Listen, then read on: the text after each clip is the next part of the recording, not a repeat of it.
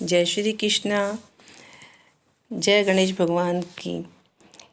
जैसा कि आप सब जानते हैं कि हम कोई भी पूजा करें, सबसे पहले गणेश भगवान जी की पूजा की जाती है।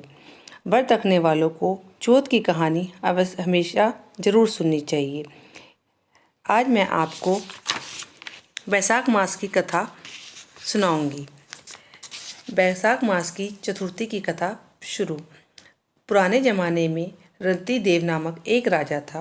उसके राज्य में एक ब्राह्मण रहता था जिसका नाम था धर्मकेतु।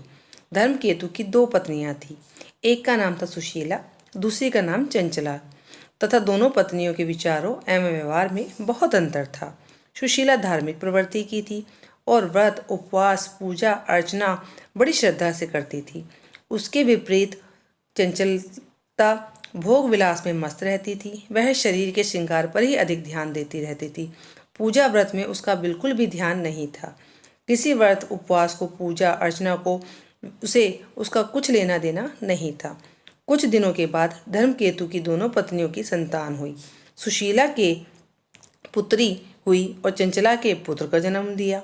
लेकिन चंचलता सुशीला से कहती रहती थी, सुशीला, तूने इतने व्रत उपवास करके अपने शरीर को सुखा लिया और फिर भी तेरे यहाँ लड़की हुई।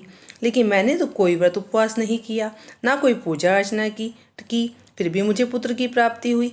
कुछ दिन तक तो सुशीला सुनती रही, पर जब अति हो गई तो उसे बड़ा दुख हुआ।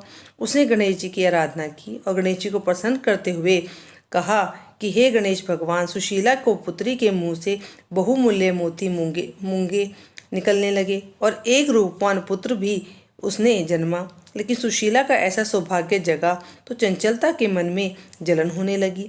उसने सुशीला की बेटी को कुएं में गिरा दिया, पर सुशीला पर तो गणेश जी की कृपा थी। उसकी बेटी का बाल भी बाका नहीं हुआ और वह सुकुशल कुएं से निकल गई। जय बाबा विनायक। जैसे उसके बच्चों की रक्षा करी, वैसे सबके बच्चों की रक्षा करना। अगर आपको हमारा ये कथा अच्छी लगी हो तो इसको लाइक और सब्सक्राइब जरूर कीजिएगा।